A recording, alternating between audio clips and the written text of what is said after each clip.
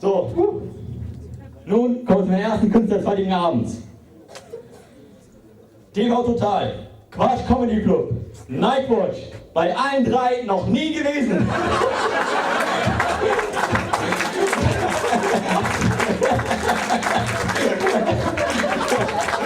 Trotzdem freuen wir uns, dass du heute Abend hier bist.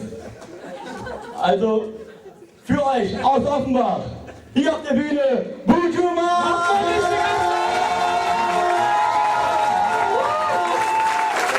Dankeschön. Dankeschön, Joko und Klaas.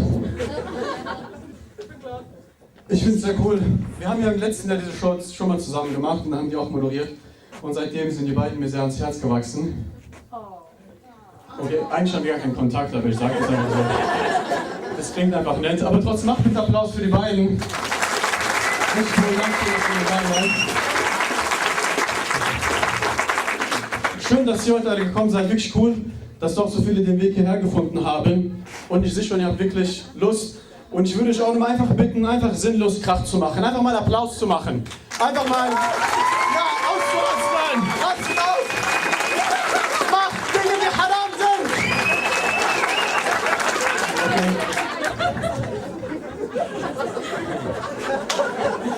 Ich weiß, für den einen oder anderen ist so Jubeln ist sehr weltlich.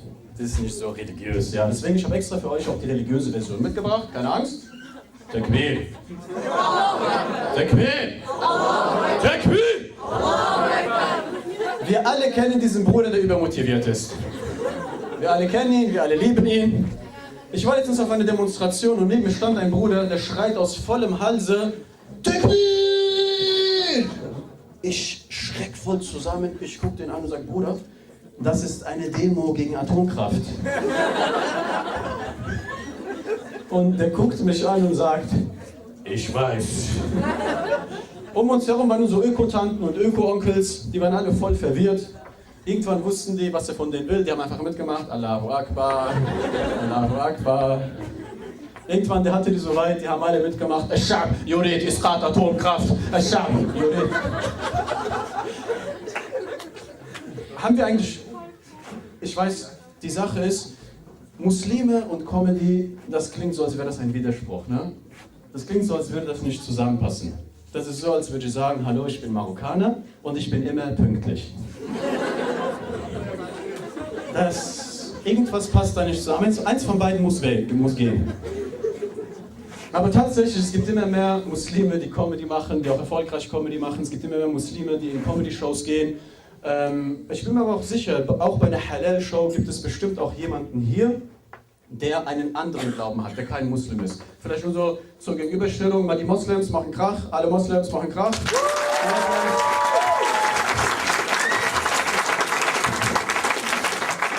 Ist ja voll die Bombenstimmung. Und jetzt mal alle Menschen mit einem anderen Glauben machen jetzt Krach. Erwischt. Nein, alles cool, alles cool. Aber was machst du hier? Nee, alles cool. Guck mal, eine ernste Frage, ja, eine ernste Frage. Wie ist es so, in der Minderheit zu sein? Wisst ihr, es gibt ja Leute, die glauben wie Muslime, wir würden die Islamisierung des Abendlandes planen. Diese Leute, die haben keine Ahnung. Eine Sache werden wir nicht machen und das ist planen. Wer uns Muslime kennt, wir werden genauso überrascht sein von der Islamisierung. Oh. Hier, wo diese Moschee steht, da war doch meine Kirche, oder? Keine Ahnung, Bruder, keine Ahnung. Ja, ich stelle mich schon mal vor, mein Name ist Bujma. Das ist tatsächlich mein normaler Vorname. Das ist nicht mein Nachname, das ist nicht mein Künstlername, nicht mein Spitzname. Ich heiße Bujma. Sogar meine Eltern sagen zu mir: Was ist das für ein Name? Und ich selbst, ich habe 2 Kinder, das heißt, ich habe bei 2 Menschen mitentschieden, welchen Namen sie tragen. Und das ist voll die krasse Verantwortung. Wer von euch hat schon mal Kindern Namen gegeben? Wer hat das schon mal gemacht? Ja? Das ist eine krasse Verantwortung, weil die werden diesen Namen ihr ganzes Leben mit sich tragen. Und als ich in diesem Prozess war, so verschiedene Namen mit meiner Frau diskutiert habe, dabei ist mir eine Sache aufgefallen. Ich habe mit sehr vielen Menschen ein Problem. jeder Name, der mir vorgeschlagen wurde, ich musste an eine Person denken, die ich aus irgendeinem Grund nicht mag. So, oh, der Name ist gut, ja. Obwohl, warte. Ah, nein, lieber nicht. Und ich habe aber jetzt eine Lösung gefunden. Ich habe meinen Kindern einfach Fantasienamen gegeben. Die heißen jetzt Hanusha und Benusha. Die sind auch beide heute hier, können die gleich Hallo sagen. Ich habe letztens auch bei einem erwachsenen Menschen bei der Namensgebung mitgemacht.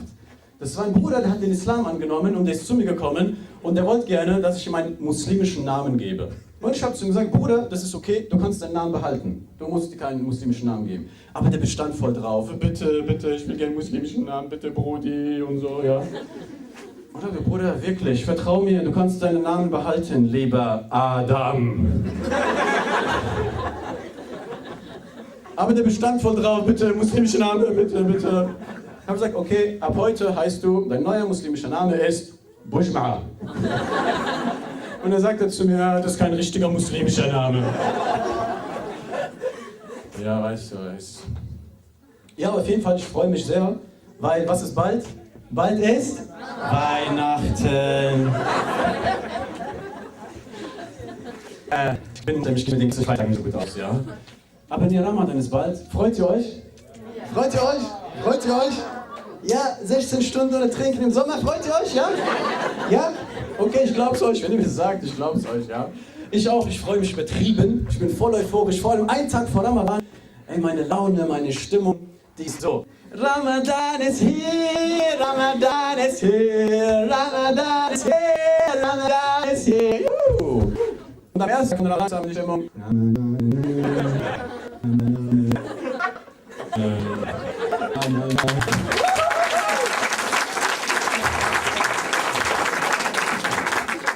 Ramadan ist immer noch hier.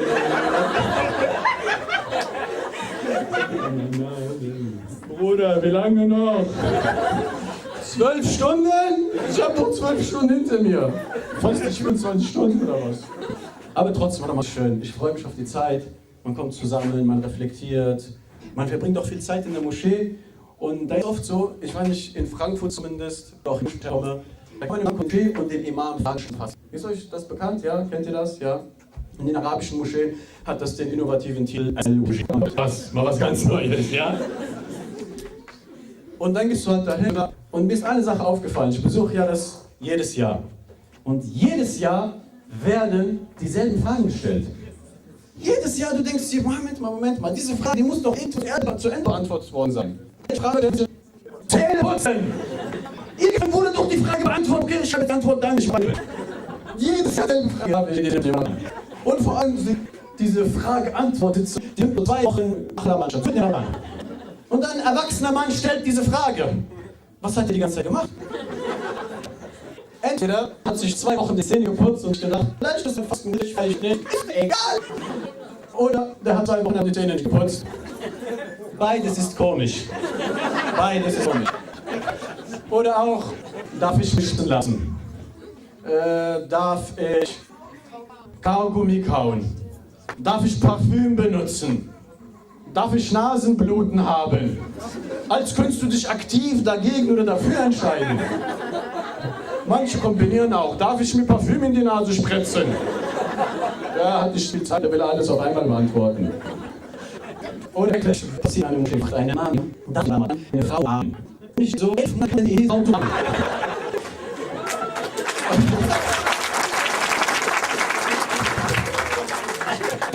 Falls er im Ramadan aufgrund von Hunger und Sonnenstrahlen auf diese krasse Idee kommen sollte, seine Frau zu umarmen. Nein, ich kann es verstehen, so meine Tochter, die liebt Weihnachten, aber ich kann sie nicht verübeln. Wo macht die Minderheit, bist du christlich oder?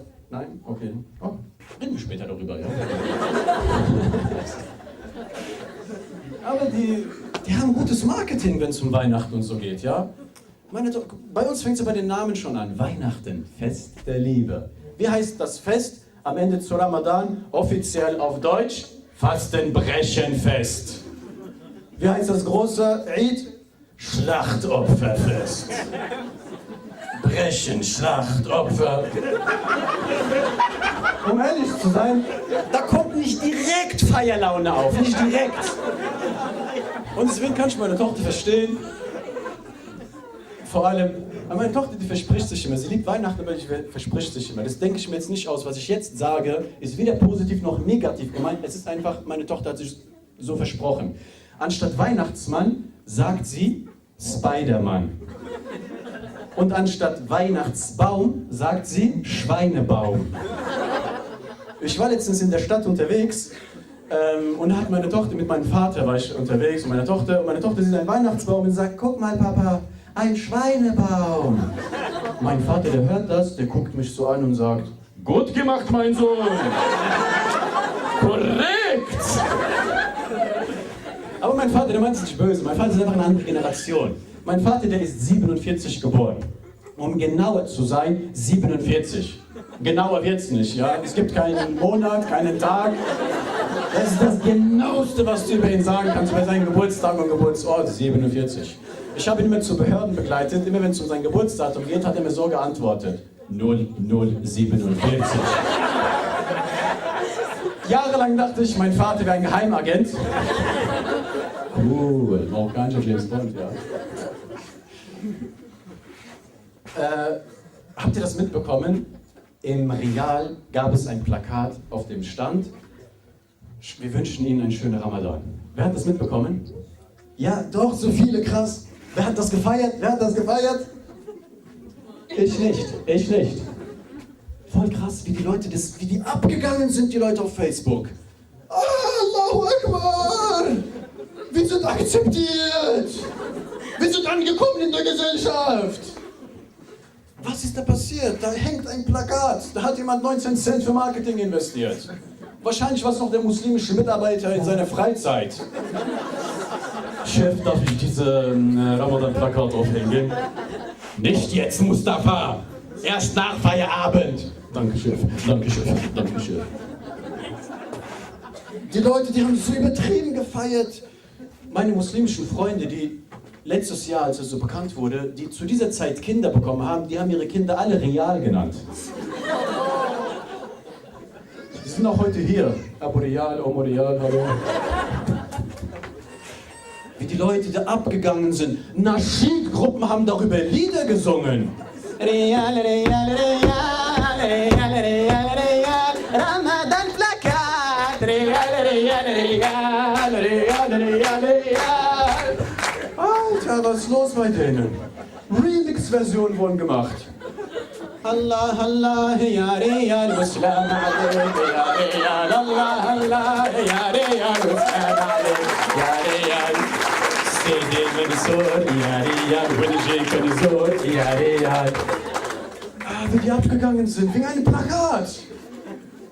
Moscheegemeinden bei uns in der Nähe, die haben den Vorschlag gemacht, lass uns doch den Monat Ramadan umbenennen in Monat Real.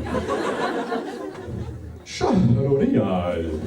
Real Karim. Real Mubarak. Kullu Anu Antum Bikhair. Einmal hin, alles drin. Um ehrlich zu sein, ich konnte das nicht so feiern. Das war eine nette Geste so. Oh, nett, okay. Aber die Leute, wie die ausgerastet sind, und da bin ich so einen Schritt zurückgegangen und habe mir gedacht, warum feiern die Leute das so sehr? Und da habe ich, glaube ich, ein bisschen verstanden, habe ich mir gedacht, krass so, wie tief muss der Schmerz sitzen, der Schmerz über die Ablehnung, über das Gefühl, nicht dazuzugehören, nicht ein Teil des Ganzen zu sein, dass so eine einfache Geste so viel Euphorie auslösen kann. Ich konnte es zumindest nachvollziehen, feiern konnte ich es immer noch nicht, ja, aber ich konnte es ein bisschen nachvollziehen. Ich erzähle euch was, 2014 war in Dubai, Weihnachten 2014. Was war da in Dubai? War in den Schlagzeilen, wer erinnert sich? Ja?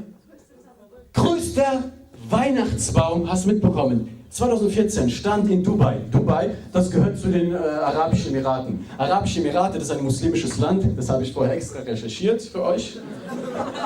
Also gegoogelt, ja.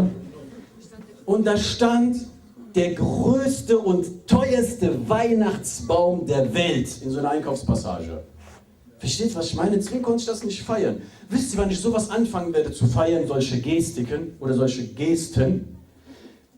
wenn Hessen, das liegt in Deutschland. Deutschland, das ist ein christliches Land, das habe ich für euch recherchiert.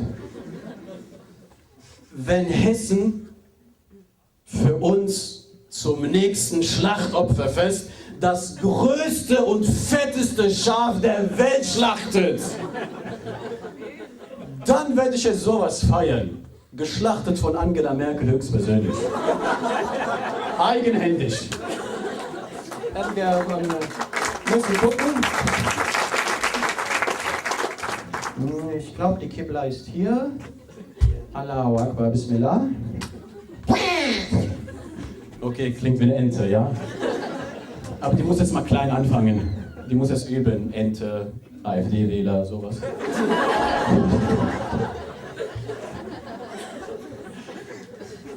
Aber ich finde es wichtig, dass man, ich bin nicht beleidigt oder so, sollen die doch machen, was sie wollen, ich bin nicht beleidigt, alles cool. Hauptsache es ist Ramadan.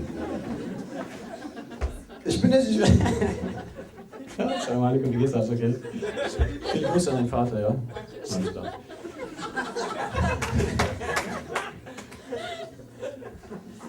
Jetzt hast du mich auf ein Konzept gebracht.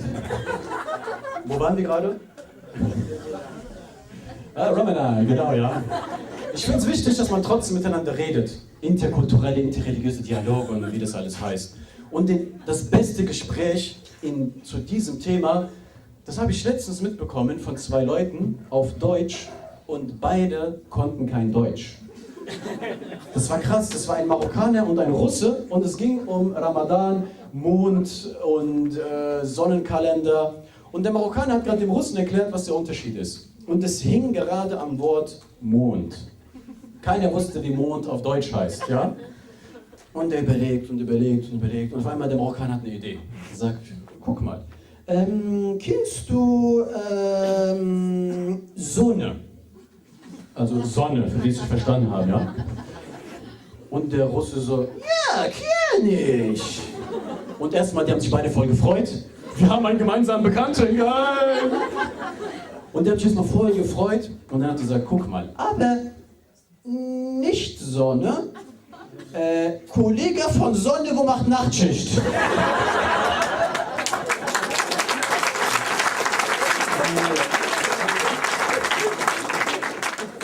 Ich habe Gänsehaut gehabt. Wie kann man so krass etwas umschreiben, ohne die Sprache zu können? Am Ende gab es Schlägerei, alles gut und so. Hey, sorry, ich habe leider nicht auf die Uhr geguckt, muss ich leider zu meinem, können wir das alles später rausschneiden für die Werbung und so, danke. Noch 5 Minuten. Ich finde es mir ein bisschen anstrengend. Derzeit ist die Stimmung so ein bisschen aufgeheizt insgesamt, ja, wenn es um AfD geht und Islamisierung, die ganze Debatte und so. Und ich habe mich mit der AfD ein bisschen beschäftigt und die sind ja klar islamfeindlich. Ganz klar Muslim und islamfeindlich. Aber letztens haben die es wieder korrigiert. Die haben gesagt, guck mal Leute, wir haben nichts gegen Muslime, solange es keine Muslime sind. Und ich sage, okay, fühle ich mich besser, ja?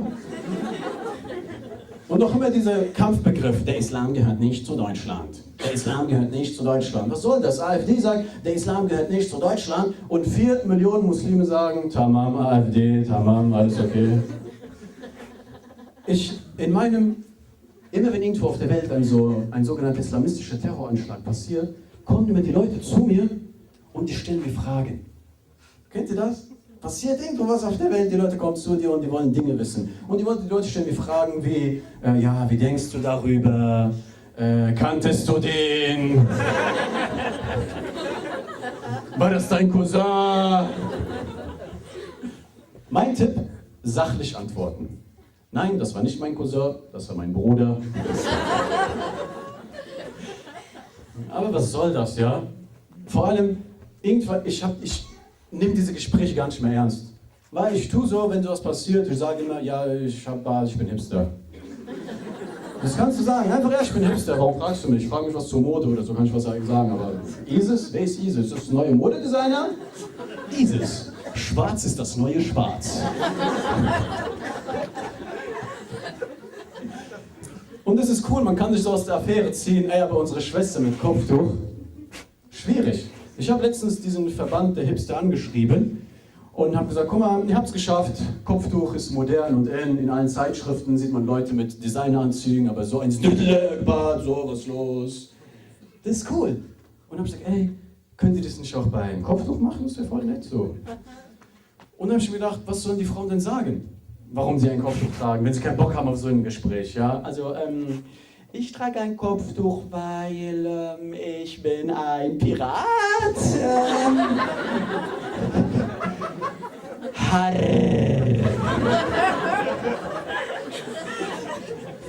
Ahoi. Ist schwierig, ja? Die können sich einfach so aus der Affäre ziehen. Ja, schwierig. Aber trotzdem, machen das Beste da draus. Es gibt leider keine Alternative dazu. Jemand von ISIS heute da?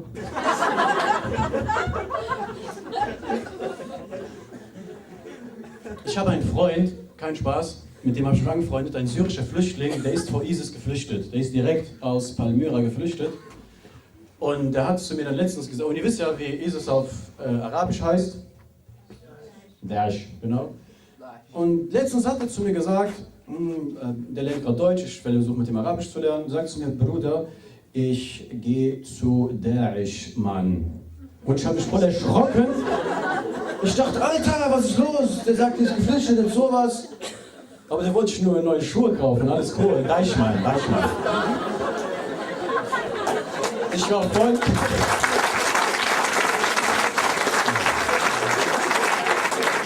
Ich war voll erleichtert, ja. In meinem Job geht es um, also nebenberuflich bin ich Künstler, hauptberuflich arbeite ich als Pädagoge für eine Organisation und wir klären zum Thema Religion und Extremismus auf. Ich habe gerade auch den einen oder anderen Kollegen, glaube ich, hier sitzen. Macht mal Krach hier. Okay. Hallo. Ja, genau.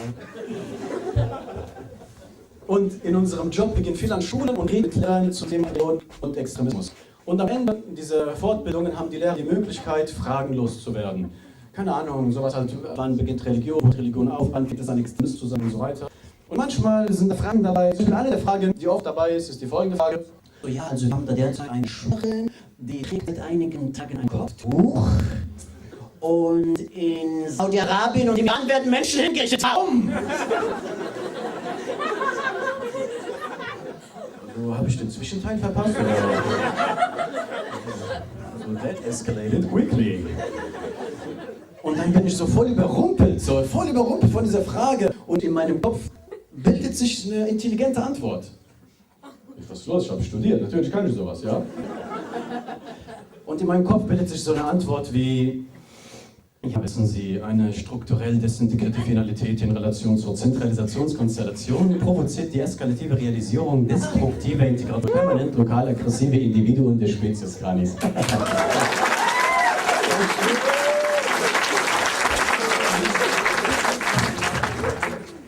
Wenn ich vor biodeutschem Publikum spiele, an dieser Stelle gibt es auch einen Applaus, der klingt ein bisschen anders. Applaus, okay, Deutsch. Da darf vorher. Und in meinem Kopf bin ich sauer. Das ist ja freundlich. Oder anders. Das passiert aber nur in meinem Kopf. Bis es zu einem gekommen ist. Und was macht der drauf? Sowas wie: Mutter! Dann denke ich, so ein Bestimmt. Ich habe mir noch eine Story passiert ist. Ich bin gerade bei Arabisch lernen. Während einer arabischen Fremdsprache, Leute, die Arabisch lernen, ja doch, einige, ja. Und ich war in Ägypten, um Arabisch zu lernen. Und es ist hochrichtig, in Universitäten, in der Schule, in Büchern, Nachrichten, Zeitungen. Und es gibt auf der Straße, was wird da gesprochen? Da wird dieses Umgangsarabisch gesprochen. Ich kannte erst mal diesen Unterschied. Ich war in Ägypten und ich habe mit jedem dort Hocharabisch gesprochen. Und hinterher habe ich gemerkt, das ist für die voll komisch. Das ist wie wenn du hier mit den Leuten so auf Goethe-Deutsch sprichst, ja? Saget mir, edler Herr.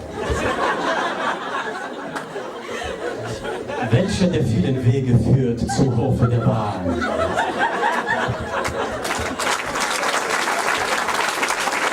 Ich wusste gar nicht. Ich habe gerne mal bestimmt machen. Ich wollte Brot, Wasser, Oliven. Ich komme ganz vorbei in meinem Arabisch. Assalamu alaikum. Minni urikum ma'an wa khubzan wa zaytuna. Und der Lack guckt mich und sagt: Sadaqallahu al-Azim. Leute, Ihr seid wirklich ein cooles Publikum. Ich bin leider am Ende meiner Zeit angekommen. Es hat mir sehr viel Spaß gemacht. Eine Sache. Hätte der Quatsch Comedy Club mich heute angefragt, ob ich heute Abend einen Auftritt beim Quatsch Comedy Club machen wollen würde und ich hätte mich entscheiden müssen, weil der Termin parallel auf diese Show fiel, ich schwöre euch, ich verspreche euch, ich versichere euch, ich hätte frühzeitig diese Show hier abgesagt. Dankeschön, ihr seid super. Dankeschön, Dankeschön. Das war Bujuman. Nochmal einen kräftigen Applaus.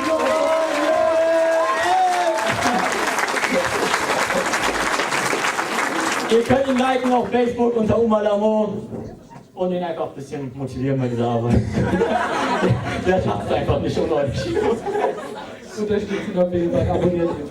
Macht irgendwas. So, der nächste Künstler. Genau, der nächste Künstler, der heute für euch auf die Bühne kommt, ist extra aus Köln für euch eingereist. Er ist seit 3 bis 4 Jahren im Stand-Up-Comedy-Business. Vielleicht manche von euch kennen ihn aus Nightwash oder Diesmal wirklich als Nightwash. ich wollte gerade sagen, seht das gerade, aber passt gar nicht hier rein. Genau, Nightwash und Quatsch Comedy Club. Macht mal einen riesigen Lärm für Sertac Mutlu!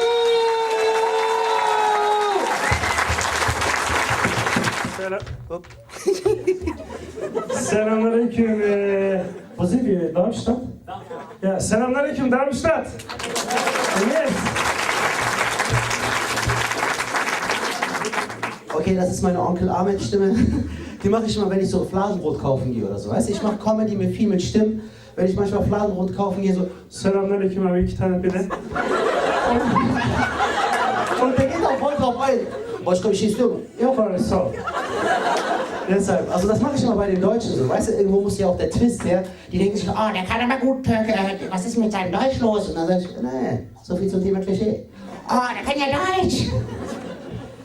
Ja, Leute, wie gesagt, ich heiße Sertac Mutlu, bin 28 Jahre alt und komme aus Köln und mache seit 3 Jahren Stand-Up-Comedy. Und mir passieren immer wieder, im Alltag passieren mir sehr komische Dinge. Letztens war ich zum Beispiel an der Uni in Wuppertal und musste vor 700 Studenten auftreten, war ein bisschen aufgeregt, hatte noch meine Jacke an und stand an der Tür. Und plötzlich kamen so 2 Mädels und die haben mir dann auf einmal ihre Eintrittskarten gezeigt. Hier, Was soll ich damit? bist hier nicht der Türsteher? Mal im Ernst, Leute, seit wann sind Türsteher Hobbits? Alter, mir fehlt...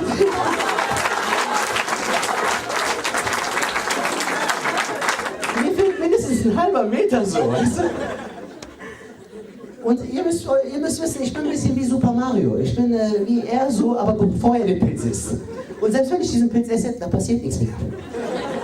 Und ich merke das immer wieder. Mir ist aufgefallen, wir denken sehr oft in Schubladen. Ich habe letztens so einen Typen beobachtet, sah gut aussehender junger Mann. In der einen Hand hält er seine Freundin, das ist ganz cool. In der anderen Hand hält er ihre Louis Vuitton Handtasche mit dem Turkey. Ich muss bei dem Anblick lachen, weil der Gang und so, da passt der irgendwie nicht. Und ich muss lachen. Er kommt direkt mit der Tasche auf mich zu und sagt, Was ist? Ist was ist? nein, Mann, was soll sein? Du hast die Tasche und ich nicht.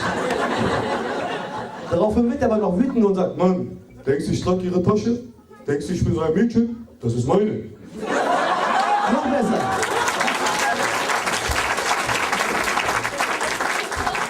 Ich habe einen Kumpel, der arbeitet im Fitnessshop und der ist so ähnlich aufgebaut. Der Typ ist groß, breit, gut gebaut, hat eine Glatze im Bart, aber so eine Stimme.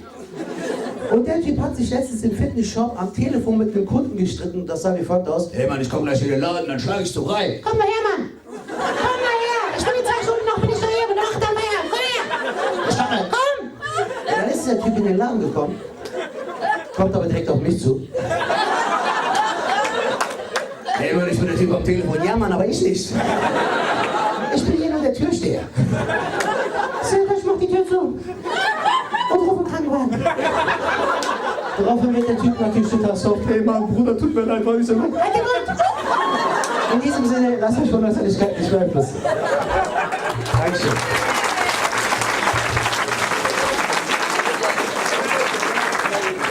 Aus dem könnte auch nie ein Synchronsprecher werden, weißt du so? Weil der hat sich das auch immer angeeignet, immer beim Reden die Nase hochzuziehen. Bruder, wir waren jetzt mit Abdullah Fußball spielen, ne? Und ich hab ein Ding gefunden. Alter, auch wenn es dir egal ist, ich höre das. Ja, sorry, Bruder. Außerdem könnte auch nie ein Synchronsprecher werden. Stell dir mal vor, so, der hat so eine Anfrage. Ey, Erik, ich habe einen Synchronjob für dich. Ja, Mann, ich möchte den Mafia-Boss sprechen. Bitte, Mafia-Boss. Nein, Mann, entweder du sprichst als College Girl oder das Schwein. Dann nehme ich das Schwein. Kurz zu meiner Person. Ich heiße Serdar Schmuppe, wie gesagt, aus Köln. Und mir passieren oft Probleme, also ich habe oft Probleme mit meinem Namen. Viele können diesen Namen nicht aussprechen und greifen gerne zu Alternativen. Manche nennen mich Bambi, wegen den Augen. Manche nennen mich Ölauge, auch wegen den Augen. Ich komme auf beides nicht klar. Letztens hatte ich so eine Veranstaltung, eine Frau hat eine Checkliste in der Hand, geht die Namen durch. So, dann wollen wir mal, ne? Immer Bulmusch, Ja, Karl Heiberel, ja. Sanchez Moglu. Sanchez Moglu. Ja, Sanchez. Wo bist du denn? Und ich denke mir so, Sanchez Moglu, Mann. Sanchez Moglu? Hört sich an wie ein kubanischer Mafia-Boss. Hola, chica, señor. Me llamo Sanchez Moglu. Was soll der Scheiß? Was noch viel schlimmer ist, ist die Tatsache, dass meine eigenen Leute meinen Namen auch nicht aussprechen können. Meine Türkischlehrerin hat mich 6 Jahre lang Serkan genannt. Serkan. Oh, Serkan. Was willst du denn sagen? Lehrerin, Lehrerin. Es gibt aber noch viele Sachen, die mich aufregen. Unter anderem war ich in der Schulzeit immer Mutter Teresa. Ich hatte immer türkisches Gebäck dabei, türkische Küche, türkische Pizza und ich musste mir immer dasselbe anhören. Das sieht aber lecker aus. Das riecht aber gut. Bekomme ich ein Stück? Und ich hatte statt 2 türkische Pizzen, hatte ich natürlich mal 10 dabei. Ich hätte damals einen Catering-Service leiten können, so weißt du. Mutlu Catering, kommst du her? Und ich habe mal ausgeteilt. Das Geile ist aber, dass genau dieselben Leute, wenn es drauf ankommt, voll die Geier sind. Die sagen also, die haben dann so ein Stück Brot in der Hand und du fragst so aus Spaß so, bekomme ich ein Stück? Nee, Serkan, tut mir leid. Das ist mein Tagesbedarf. Ich habe das fest einkalkuliert. Alter, es geht hier um ein Stück Brot. Ich will nicht deine Seele. Und die größte Lüge ist immer das hier. Die nehmen sich das. Das schmeckt aber lecker. Bekomme ich das Rezept? Ich habe noch nie jemanden das nachbacken sehen. Noch nie. Ich pack das auf jeden Fall mal nach. Wann? 2050? Aber es gibt auch Sachen, auf die ich viel Wert lege. Unter anderem ist die Hilfsbereitschaft. Neulich wurde ich selbst auf die Probe gestellt. Ich habe das Smartphone von einem Typen gefunden, mitten auf der Straße. Hab mir gedacht, was machst du? Ist Sabab, rufst du an. Bin bei unter Mama fündig geworden und hab angerufen. Ja, Markus, was ist denn los? Nein, hier ist nicht der Markus, hier ist Serdar. Markus hat sein Handy verloren. Sagen Sie ihm bitte Bescheid, dass er sich so schnell wie möglich bei mir melden soll. Oh Gott, Markus. 20 Sekunden später klingt das Telefon. Markus, jemand hat dein Handy gefunden. Ich fand die Szene auf jeden Fall sehr süß, auch wenn sie nicht genau wusste, worum es geht. Und das ist auch ein Problem. Meine deutschen Freunde sagen mir manchmal so, Serdar, wir verstehen manchmal deine Landsleute nicht. Und es gibt diesen einen Mann, den kennen wir alle, egal wo du bist in Deutschland, du kennst ihn. Das ist der 0815-typische Dönermann. Kennst du, ne? Hat hier immer seinen Tresen, immer leicht nach vorne gebeugt und immer dieselbe Frage. Döner einpacken oder zum Essen? Bis dato ist alles cool, man versteht sich. Dann geht es darum, was du drin haben willst und da baut er immer was Falsches rein. Möchtest du scharf? Nee, mag ich nicht. Scharf. Hopp. Möchtest du Tzatziki? Nee, mag ich nicht. Tzatziki, hopp. Möchtest du Zwiebeln? Dann stink ich mit. Zwiebeln, hopp. Alter, am Ende hast du was in der Hand, was du eigentlich gar nicht wolltest. Das Coolste war, letztens war vor mir ein Kunde, der Arme musste richtig verhandeln mit dem so. Möchtest du scharf? Nee. Ein bisschen. Nein, ich möchte nicht. Ein bisschen. Ey, dann hat der unoriginal gesagt, nein, ich mag das nicht. Dann sagt der eiskalt, Warum? was soll der denn sagen? Soll er sterben oder was? Danke sehr. Vielen Dank.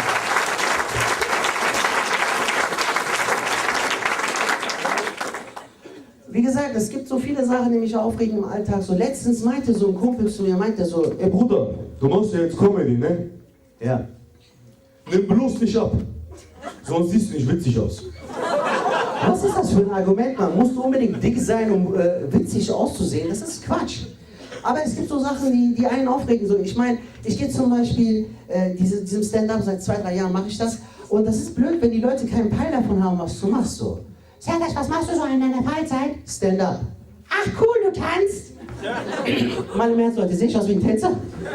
Ich trainiere auf Masse. Und das hier ist mein One-Pack. Man sagt ja, ein Mann ohne Bauch ist wie ein Haus ohne Balkon. Alter, ich habe eine Terrasse. Ich kann das hier nicht schön reden. Aber das ist genau der entscheidende Punkt. Du hast immer Kollegen, die dann sagen so, die dann den Bauch schönreden wollen. Letztens hatte ich nach langer Zeit einen alten Schulfreund wieder gesehen, kommt selbstverständlich zu mir und sagt, Ey, Sertac, was passiert, Junge? Hast du geheiratet? Die tut dir gut. daraufhin meinte ich, nein Mann, ich habe jetzt die Rolle in einem Mafia-Film bekommen, soll einen dicken Mafiosi spielen, habe 20 Kilo zugelegt, hier ist der Mafioso. Ach echt? Nein Mann, ich bin einfach nur dick.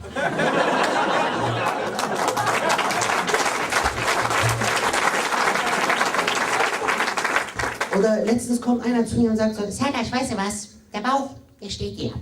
Sieht super aus, 1A, behalt den Bauch. Alter, das ist doch kein Accessoire.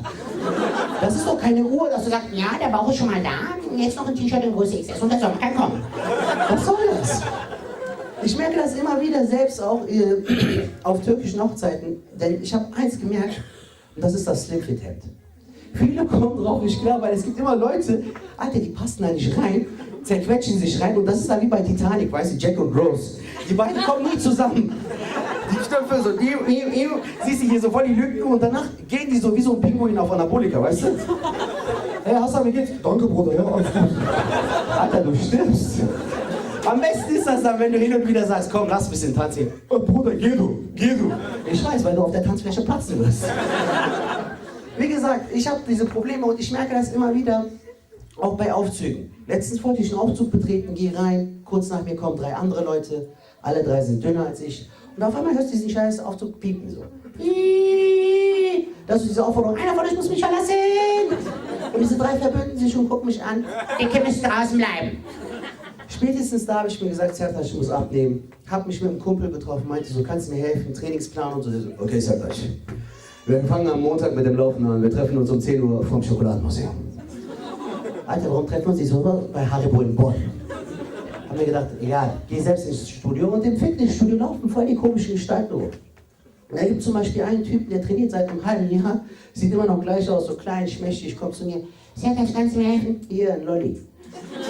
Ja, ich wollte Bank drücken, kannst du mir ein bisschen zur Seite schieben? Kein Problem. Dann legt dieser Typ sich hin und gibt auf einmal voll komische Geräusche von sich so. Alter, bist du am Parken oder was? Was? Mal weiter. Leute, kennt ihr diesen Stepper? Das ist der hier so, wo du so Treppenstufen hinaufläufst. Ey, manche gehen drauf, die haben so eine Power. Ein Freund von mir, der ist immer so voll der Athlet, so Bruder. Und manchmal siehst du das auch bei Frauen, wie die zum Beispiel da drauf sind, die gehen voll ab und dann hörst du so voll die komischen Dialoge so. Wenn ich auf so einen Stepper drauf gehe, Leute, nach so 10 Minuten, ich sterbe. Ich komme mir immer vor wie so ein Kriegsveteran im Film, weißt du, so. Joey, ich schaffe es nicht mehr.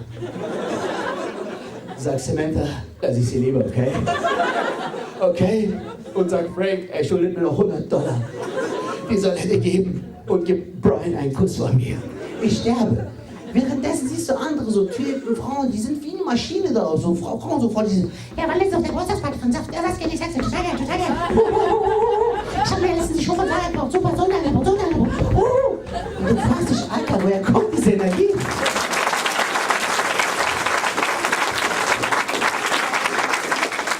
Dann hörst du auch so Dialoge, wie die miteinander reden, so Sabrina, Maus, wie geht's dir? Ganz gut, Hase, und selbst? stell dir vor, Männer würden so reden. Sertac, Maus! Wie geht's dir, Bruder? Dankeschön, Wassernase, ganz gut, du sollst. Auch einer der Gründe, warum ich mir gesagt habe, Sertac, ich muss abnehmen. Ich wurde immer verniedlicht. Sertac, du bist so knuffig. Du bist so süß. Wie Kung Fu Panda. Ja. Im Gegensatz zu mir kann der wenigstens Kung Fu. Selbst mein iranischer Nachbar meinte so, Sertac, du bist ja ein klein bisschen Mopsi. Du meinst mollig. Nein, Mopsi, klein, süß, dick, wie Snickers. Super Vergleich. Sowas will man nicht hören so. Aber es gibt auch wirklich so Sachen, auf die man Wert legen soll. Das sind alles Oberflächlichkeiten. Das ist auch wichtig, dass du was im Kopf hast. Dann gibt es so Leute, die so tun, als ob sie was im Kopf haben, haben es aber nicht. Letztens habe ich mich mit einem Typen unterhalten. Was machst du beruflich? Ich studiere. Nein, tust du nicht. Was studierst du denn? Ich studiere Anwalt. Soweit ich weiß, heißt das auch immer noch Jura. Ja, stimmt, ne? Übrigens, Leute, ich studiere im 5. Semester Polizist. Mach gerade meinen Bachelor. Dann mache ich noch meinen Master als Kommissar. Dann läuft bei mir richtig. Und mein Vater ist zum Beispiel so einer, der hat so seine eigenen Wörter. Wie heißt zum Beispiel der Schauspieler, der jetzt nach 20 Jahren seinen Oscar bekommen hat? Leonardo DiCaprio. Wie heißt er bei meinem Vater? Johann de Cabro. Alter, der Typ hat den Namen Johann nicht mal drin. Letztens kommt er so zu mir, zeigt mir einen Brief, sagt so, Oğlum mektup geldi. Von wem? Bora Bora. Ach cool, du hast einen Freund in Bora Bora? Bora Bora. Was steht drauf? Vodafone. Aber im Alltag passieren, wie gesagt, sehr, sehr komische Dinge. So letztens ich bin neuerdings umgezogen und unsere neue Nachbarin hat so ein bisschen mit ihren Vorteilen zu kämpfen.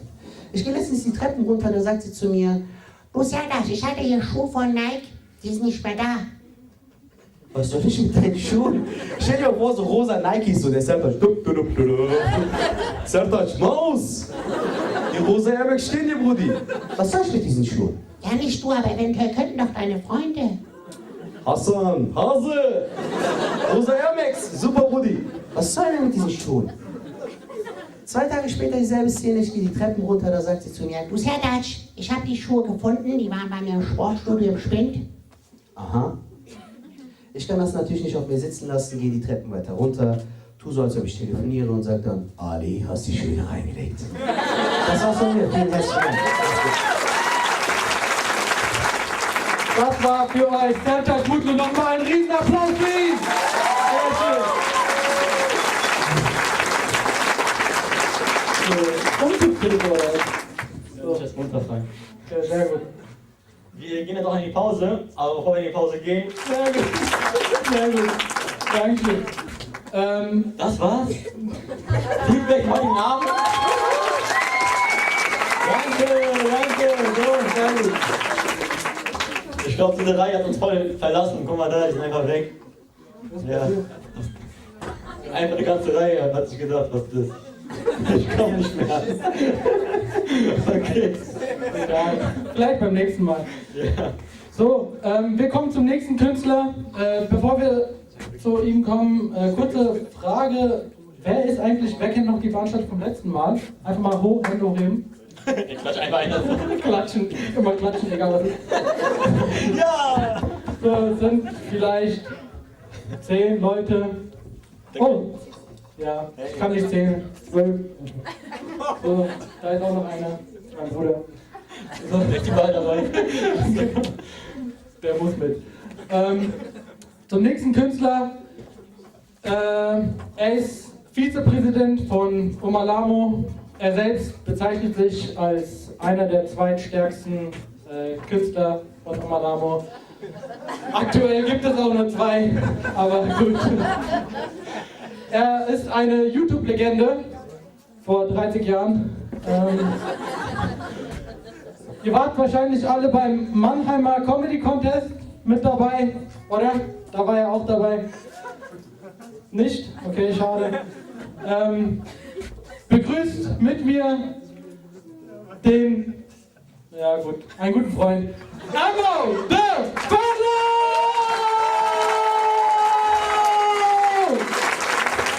Habib und Levin. Was man heutzutage nicht alles macht, um eine Frau zu finden. Also.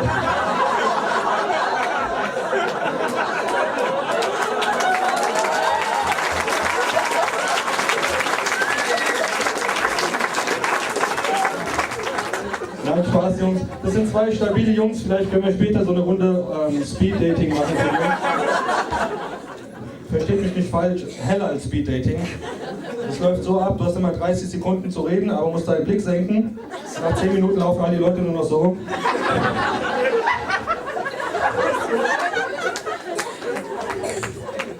Das ist Levins Lache, gell, falls irgendjemand Angst hat oder irgendwas. Ja, wenn wir schon beim Thema heiraten sind, das ist das große Thema bei uns Muslimen heutzutage. Frau finden, gell? Wo findest du heutzutage eine Frau? Man sagt immer zu dir, geh in die Moschee, sei aktiv, geh in den Buchladen. Kennt ihr das? Ey, ich sehe Jungs in den Buchladen, ich weiß, die können nicht lesen. Warum verkaufst du Bücher? Aber Hauptsache eine Frau finden. Wir treten oft auf bei Hochzeiten, weil man kann uns buchen, Omalamo, falls ihr bald heiratet. Das Gute ist, Muslime heiraten manchmal 4-mal. Deswegen könnt ihr uns gerne buchen. Steht alles auf unserer Facebook-Seite. Und wir spielen dann natürlich oft vor Moslems, ja? Also vor Ausländern, also vor Kanaken. Und was mir immer dabei so leid tut, ist der Tisch mit den deutschen Arbeitskollegen. Da ist immer ein Tisch. Wisst ihr warum? Die sind pünktlich um 17 Uhr da.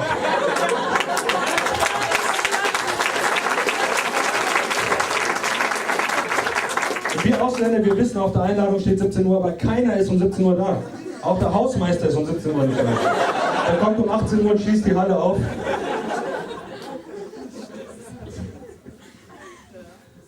Wir haben so ein Problem mit dem Pünktlichsein. Selbst Deutsche, die zum Islam konvertieren, werden unpünktlich. Bei uns in der Moschee gab es vor kurzem ein Seminar, so ein ganzes Wochenendseminar, es ging um Zeitmanagement. Und der Referent kam zu spät.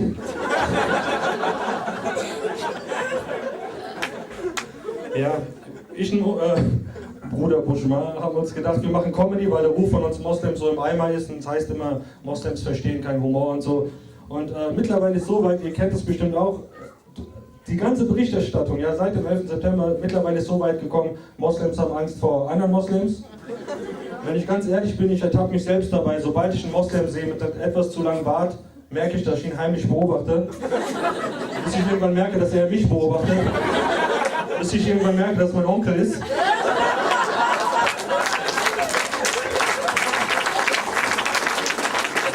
Und ihr kennt das, wenn irgendwas passiert in den Nachrichten, gell, und wir sind so am Rumseppen und da kommt die Nachricht, die Breaking News rein, irgendwo ist was passiert. Wir denken uns immer direkt, ey, bitte kein Moslem. Bitte kein Moslem. Lass es einmal ein Buddhisten sein oder ein Scientologen, von mir aus Tom Cruise selbst. Dann kommt es zur Berichterstattung, beim mutmaßlichen Täter handelt es sich wahrscheinlich um Andreas Zimmermann. Und wir denken uns, ja, kein Moslem, der vor einem Jahr zum Islam konvertiert. Aber was soll ich mich beschweren? Ich sehe nicht aus wie der typische Moslem, ja. Bei meiner Frau ist heute auch hier, ist ein bisschen anders, ja. Sie trägt ein Kopftuch, eindeutig erkennbar als Muslimin. Wenn ich mit ihr unterwegs bin in der Stadt und wir merken, scheinbar muss irgendwo was passiert sein, weil die ganzen Leute gucken uns alle so ein bisschen komisch von der Seite an, kann ich mich einfach zu den Leuten stellen, schau meine Frau an. Nein, alles gut. Und ich frage mal so in die Runde, wer hat Schuld dran, dass wir so als Umma und so als Moslems so gerade im Eimer sind und am Boden liegen? Nach Israel und Amerika natürlich. Ha? Wir selbst, sehr gut. Die Medien sind wahrscheinlich auch mit Schuld dran. Ich kann diese Reportagen und so alles nicht mehr sehen im Fernsehen und so. Diese ganzen Talkshows, diese ganzen Dokumentationen in Deutschland über den Islam, wo immer so sinnlose Sachen gesagt werden. Das ist Ahmed. Er geht freitags in die Moschee und trinkt keinen Alkohol. Er ist strenggläubig.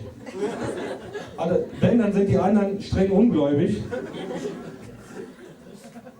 Und die Medien haben es geschafft, uns Moslems als etwas darzustellen, als irgendwas Fremdes, so wie außerirdisch oder irgendwas. Dabei bin ich mir sicher, mein Tag läuft genauso ab wie von jedem Nicht-Moslem auf dieser Welt. Ich stehe morgens auf, ich frühstücke was, verabschiede mich von meinen 4 Frauen, gehe zur Arbeit.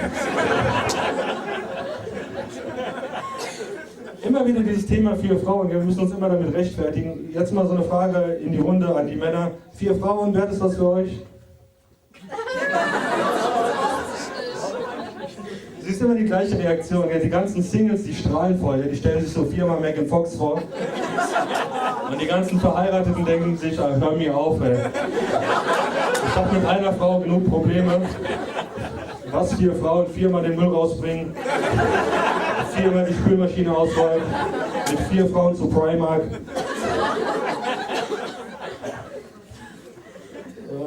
Ich glaube, wir sind, wie die Schwester es gerade reingerufen hat, wir sind wirklich selbst dran schuld, oder? Weil zum Beispiel die Unterdrückung der Frau im Islam. Vielleicht, warum denken die Deutschen das so? Oder die Nicht-Muslime? Vielleicht, weil wir die Frauen unterdrücken. Oder? Ich meine, wir wissen, dass der Islam was anderes sagt, aber durch die Kultur bedingt, gell?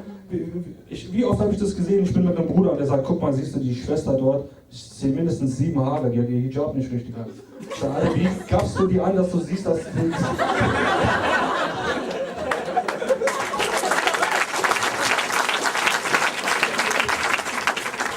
Bei der Kleidung und so merkt man sofort, oder Thema Schwimmen gehen, Freibad, all die kanacken Jungs, bin ich mir sicher, früher, wir sind ins Schwimmbad gegangen, aber wehe, unsere Schwester, Frau oder sonst was geht ins Schwimmbad.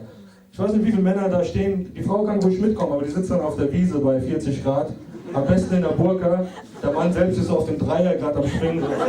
Schatz, ich spring jetzt, dieser spring und stirb, es ist heiß.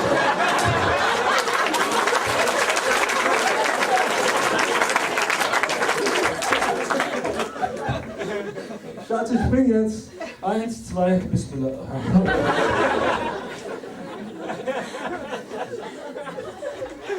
Und wir sind auch daran schuld, dass wir die letzten Jahrzehnte es geschafft haben, den Islam darzustellen. Wir haben die ganzen 5 Säulen geändert. Die 5 Säulen des Islam, ich nenne euch jetzt die neuen 5 Säulen des Islams. Nichts mit Tawhid und Zakat und sonst was. Die erste, wichtigste Säule vom Islam, was wir den Deutschen so beigebracht haben, auf dem das ganze Fundament besteht, ist kein Schweinefleisch. Das ist die wichtigste Regel. Wenn du Schwein isst, bist du kein Moslem. Wenn du zum Islam konvertieren willst, musst du ein Schwein töten und sagen, ich bin satt.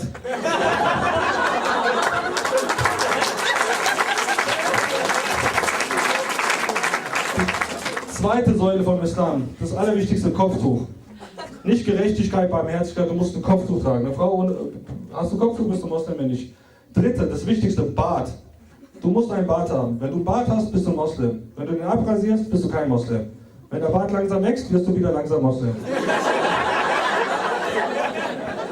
Viertens, vierte Säule, die bleibt drin, das ist der Ramadan. Warum? Weil wir denen gezeigt haben, wie schlimm der Ramadan ist.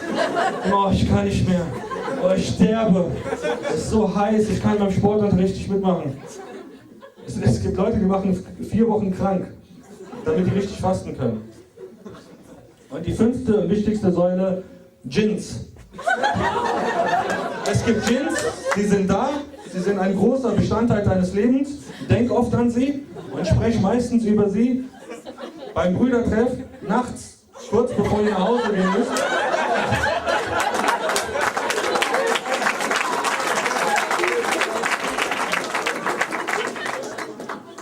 Ja. Es gibt Muslime, die sind so stolz auf dieses ganze Moslem, die sagen, hey, eure Kirchen sind ja voll leer und so sind freitags voll und so. Und eure Kirchen machen zu, wir bauen immer mehr Moscheen und so. Ja, unsere Moscheen sind freitags voll, aber ich habe auch schon mal gesehen, wie schnell die leer werden. Ich war heute beim Jumma-Gebet, ey, ich denke immer, ich habe den Feueralarm nicht gehört.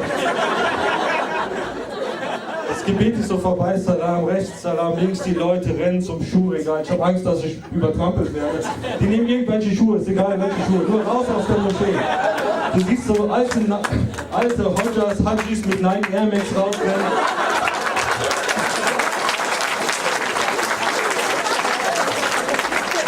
Du siehst welche Kinder mit Flipflops rausrennen. Manche gehen einfach barfuß nach Hause. Hauptsache raus. Oder wenn wir immer so stolz sind, 5000 Deutsche werden Moslem jedes Jahr. Ganz toll, Alter. Die Hälfte geht nach Syrien, Alter. Früher hast du dich voll gefreut, wenn jemand zu dir gekommen ist. Ich bin Moslem geworden. Du sagst, echt, komm, setz dich hin, trink mir Tee, erzähl mir alles über deine weite Reise zum Islam. Und jetzt einfach, ich bin Moslem, ja, schön. Ich muss selbst sagen. Weil, ihr kennt das, jeder von uns hat einen deutschen Freund und irgendjemand hat es rumerzählt als Kind schon, ey, wenn du deinen deutschen Freund Moslem machst, gell, dann kommst du ins Paradies. Und jede gute Tat, die ihr macht, kriegst du gut geschrieben. Und wir sagen, echt, wo sind diese Deutschen, lass uns gehen und so. Immer diese Bettlereien, ey. Es gibt schon einen Unterschied zwischen Kirche und Moscheen. Wenn ich Arbeitskollegen manchmal mitnehme in die Moschee, die sind voll so geflasht, weil es so gemütlich ist. Ja, so mit Teppich, die denken, irgendwo ist eine Shisha und so. Weil Kirchen sind schon meistens einfach so ein bisschen dunkel, du musst leise sein und vielleicht auch ein bisschen kälter, ja, weil es kein Teppich drin ist und so. Und bei uns, du kommst in die Moschee rein, du siehst Kinder rennen rum, Teppich, die essen, der eine schnarcht in der Ecke, der schlägt Taekwondo-Kurs für Kinder. Aber ich muss ehrlich sein, ich war nicht immer ein Moslem. Also wie die meisten von euch seid ihr wahrscheinlich irgendwann zurück zum Islam gekommen. Und bei mir, ich war ein harmloser Junge, wie die meisten von euch, Fußball gespielt, in die Moschee gegangen und dann kam die Abschlussfahrt. Ja, ich glaube, ganz viele hier, Abschlussfahrt, das ist das, wo die dann irgendwie ausbrechen, weil die wissen, jawohl, 500 Kilometer entfernt, Italien, Spanien, kein Onkel hier, der mich sehen kann. Also, davor war ich schon ein netter kleiner Junge gewesen, danach du kommst wieder, du hast auf einmal einen Bart, hast Augenringe, stinkst nach rum, hast einen Besitzer von einem Crystal Meth Labor. Und dann bin ich so langsam halt wieder rangegangen an dieses ganze Islam-Ding. Ja? Und ich kam in die Moschee, dank Mustafa Shahin auch, der heute hier ist.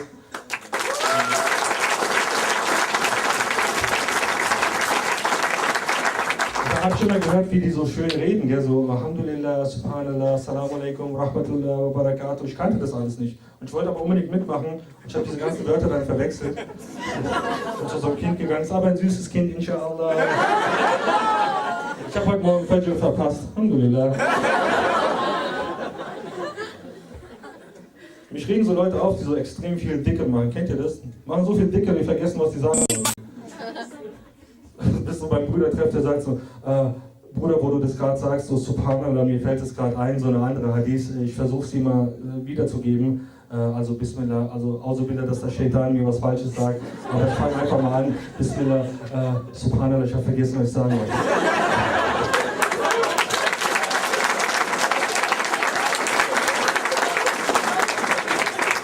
Als nächstes sind mir dann irgendwann diese muslimischen Transformers aufgefallen. Transformers sind die sind in der Moschee ganz anders wie draußen. Das kennen wir alle, gell? So draußen auf der Straße die letzten Kanaken mit Lederjacken. Und sobald sie zur Moschee gehen, so auf einmal der Bart weg schneller. Aus der Zigarette wird ein Miswak. Die Augenbrauen wachsen nach. Und wie wir auch in der Moschee reden, ja, immer dieses draußen, ey Bruder, ich hab gerade voll gefurzt und so. Und drinnen so, der Bruder ist gerade Abtest machen gegangen, er hat Wind gelassen.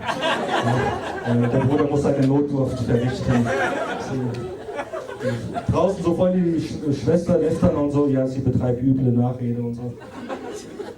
Ach. Und danach habe ich immer mehr Islam praktiziert und da hatte ich auch immer mehr Probleme auf dem Arbeitsplatz. Hat einer von euch Probleme mit dem Islam und dem Arbeitsplatz wegen Beten oder andere Sachen? Ja, aber. Nein? Okay. Arbeitet ihr alle in der Moschee oder? Bei mir so Kleinigkeiten so. Meine Chefin hat einen Hund. Hund kommt rein, alle sind voll begeistert. So, oh, wie alt ist der denn, wie süß und so. Ich denke mir ganz einfach, mein Voodoo, Alter, mein Voodoo.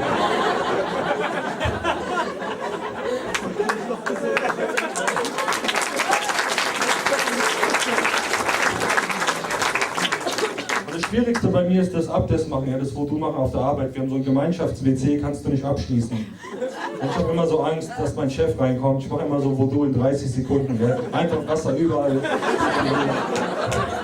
Weil ich habe immer Angst, der kommt rein und er sieht meinen behaarten Fuß im Waschbecken.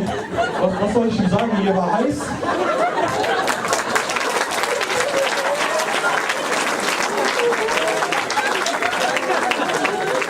Und die Brüder sagen, Ami, mach's dir doch nicht so schwer, du kannst doch über die Socken streichen. Jetzt frage ich euch, was verwirrt mein Chef mehr?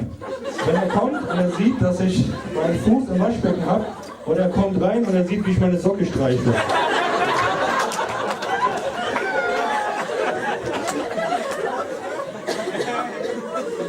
Und dann habe ich meinen Islam-Trip vollendet vor 2 Jahren. Ich war auf der Hajj gewesen. Man sieht das an meiner Frisur, meine Haare wachsen nicht mehr. Ich hatte Haare früher bis hier. Und ich hatte voll Flugangst, weil es eine weite Reise und so. Und ich bin über den Wolken immer so voll der Top-Moslem, gell? Ihr kennt das bestimmt, aber du weißt, Gott kann jeder Moment dein Leben beenden. So. Ich gehe immer so mit dem rechten Fuß in den Flieger rein. Wenn das Essen kommt, vor jedem Bissen so, sage ich Bismillah. Ich kaue ein bisschen, sage Alhamdulillah. Ich rufe immer wieder die Stewardess im Minirock und senke meinen Blick, damit ich gute Taten sammle.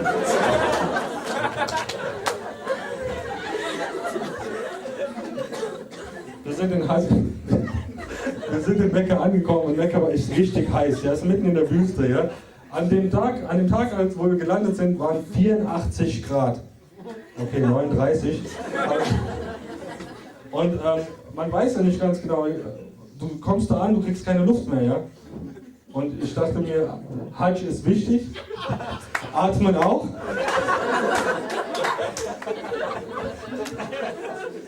Und wir waren in Arafat gewesen, in dem Zelt, und im Zelt waren auch so gefühlte 84 Grad. Und ich war mit einer türkischen Reisegruppe, ich verstehe nicht, was der Hodja für Dua macht. Ja? Kennt ihr das, wenn ihr so voll motiviert beim Dua seid, aber ihr versteht kein Wort und die Begeisterung lässt so nach? Und ich dachte, Alter, ich bin in Arafat, das wird das Gebet meines Lebens, ey. Aber es ist einfach 50 Grad heiß und er fängt an zu predigen auf Türkisch, ich verstehe kein Wort. So nach 5 Minuten so, Amin, Amin. So, nochmal nach 5 Minuten, Amin, Amin. Nochmal nach 10 Minuten, Amin, Amin. 15 Minuten, Amin. Und dann waren wir